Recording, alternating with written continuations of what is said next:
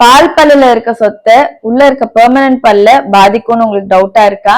ஹாய்ங்க, நான் doctor இளங்கனி from இலன்ஸ் dental care.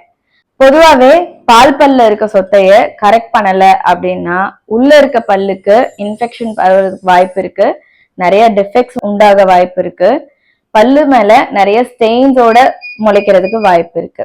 Okay, இதை எப்படி கரெக்ட் பண்ணலாம் அப்படின்னா, பால் பல்லுல சொத்தை இருக்கும் போதே அதை நீங்க அடைச்சு கரெக்ட் பண்ணிக்கணும். ஒருவேளை நீங்க அப்ப அடைக்கல அப்படின்னா அந்த பல்லு வந்து சீக்கிரமா விழுந்துருது அப்படின்னு வச்சுக்கோங்களேன், அந்த இடத்துல கேப் வந்துடும். அப்ப முளைக்க போற பெர்மனன்ட் பல்லு ஸ்ட்ரைட்டா முளைக்காம கண்ணா பின்னான்னு முளைக்கும். அப்போ நீங்க அதை வந்து லேட்டரா குழந்தை வந்து 13-14 இயர்ஸ் ஆனதுக்கு அப்புறம் கிளிப் போடணும் அப்படி இப்படின்னு நீங்க கஷ்டப்படுவீங்க. அதனால ஏர்லியரா அடைச்சுக்கிறது தான் வந்து கரெக்ட். சோ இதை எப்படி மேனேஜ் பண்ணலாம் அப்படின்னா, சொத்தை பாத்தீங்கன்னா கண்டிப்பா அடைச்சுக்கணும். செகண்ட், குழந்தைய ப்ராப்பரா பிரஷ் பண்ண வைக்கணும். ஸ்டிக்கி ஃபுட்ஸ் நிறைய கொடுக்காதீங்க, சுகரி ஃபுட்ஸ் நிறைய கொடுக்காதீங்க. ஸோ உங்களோட பெர்மனன்ட் பல்ல ப்ராப்பரா பார்த்துக்கோங்க. ஓகே, டேக் கேர், பாய்.